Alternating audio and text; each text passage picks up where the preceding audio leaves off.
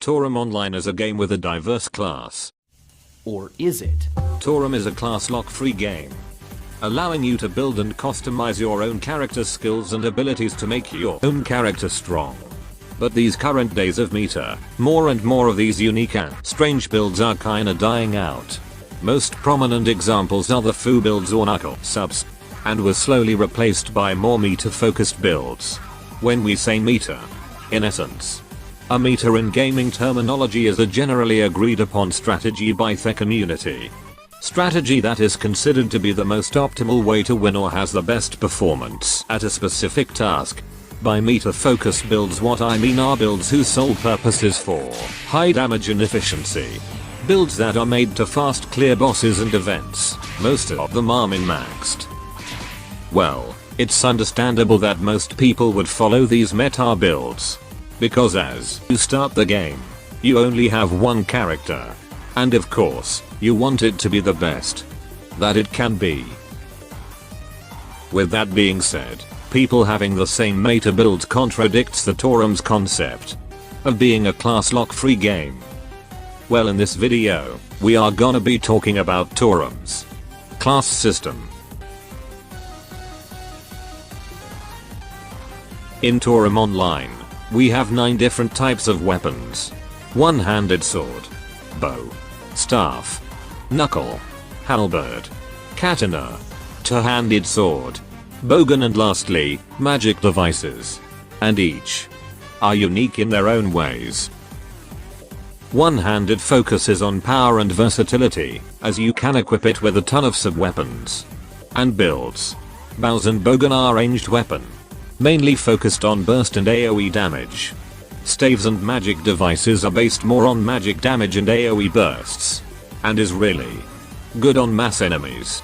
Knuckles are closed melee damage, good on applying ailments and interrupting enemies. Halberds have a long reach despite being melee, focused on speed and damage. Katanas focused on burst damage and survivability.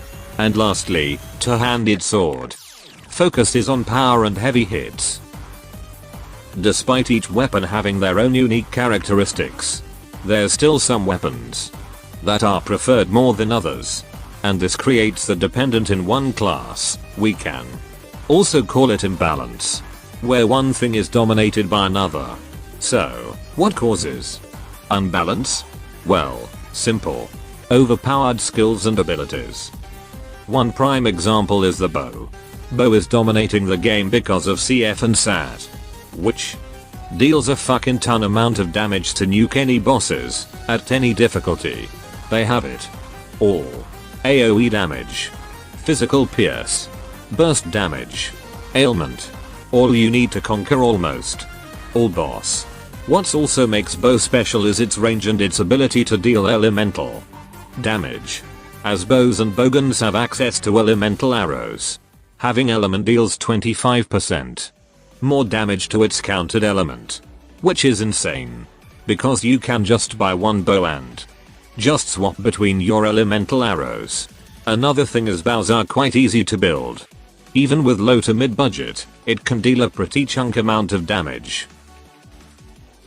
Factors that affect meta are not just its weapon skill. There are also other factors like skill trees. One example is the famous Soul Hunter from the Dark skill. After its release, almost all players have this skill in their builds as it is considered to be overpowered by many. It is indeed a great and powerful skill. It has wide AoE, invincibility, and a stacking feature which allows it to deal more damage. Not to mention its ability to regen MP.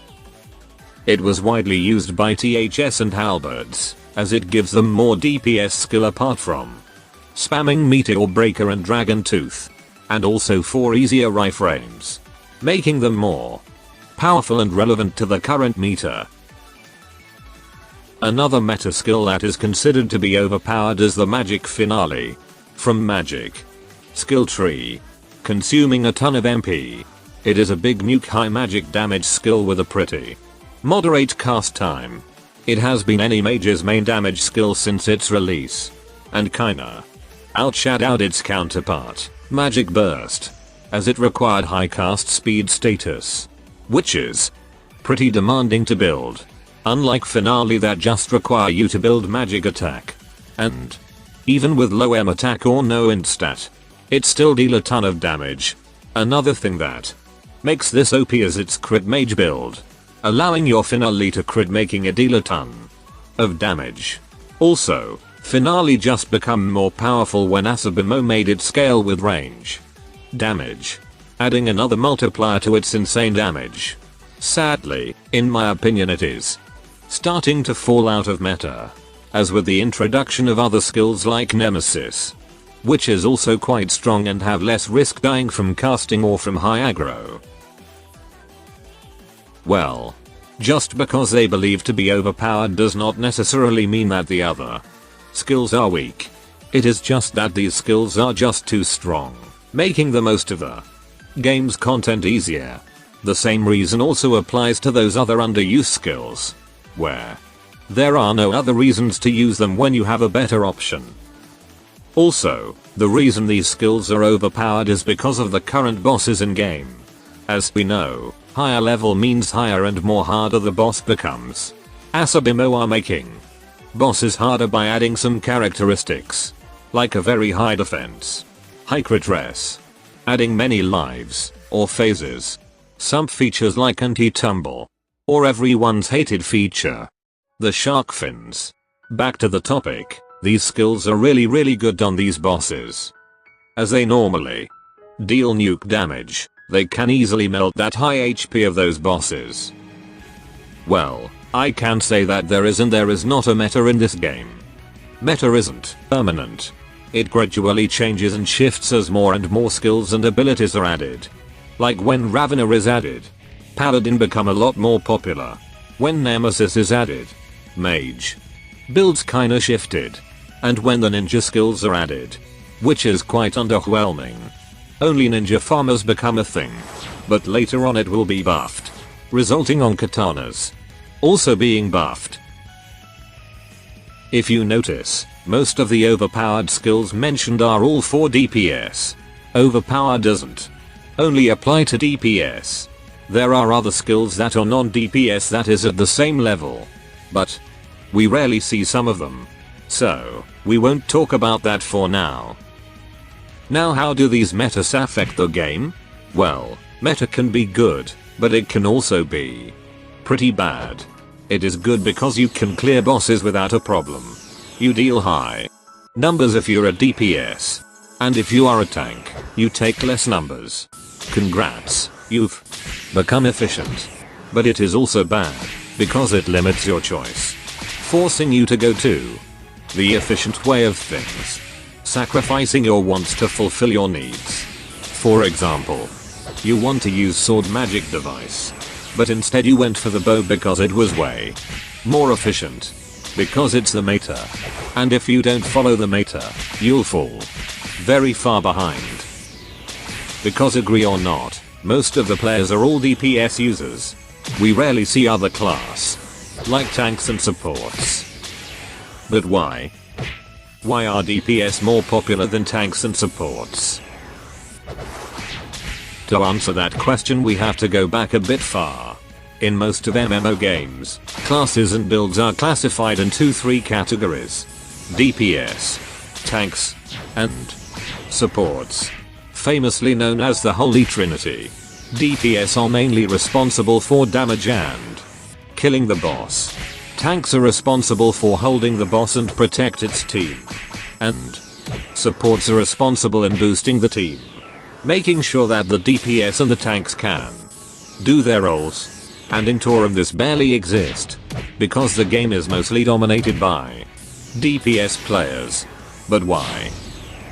From forums and my experience as a DPS main, here are my thoughts.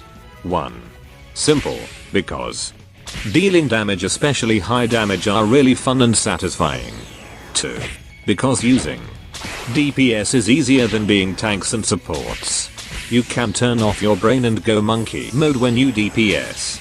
Just follow your tank and just keep bashing. Your only objective is to kill the boss and avoid dying. And lastly, 3. People hate responsibilities. Most players hate the responsibilities coming from being a tank or support. Because in tanks and supports, you have to actually be good. Tanks generally require you to know a lot about your own class than a DPS does. You have to deal with aggro, defensive mechanics, damage types like fractional damage, boss patterns, and sometimes those stupid people who attacks the boss first. You can carry a bad DPS, but you cannot carry a bad tank. In tanking you always have to know what you're doing, as you control the flow of the fight. Because if you don't know what you're doing, people on your party are gonna keep dying. And they will put all the blame on you. This is why I salute tank mains. The real Giga Chads. Well, that is all I can think for now. So far we have talked about a lot of things, and I've enjoyed sharing my thoughts to you guys. I really hope that the release of Tier 5 and future environments will change the DPS and tank meta. Well, I have said enough. Thanks for watching. Baku.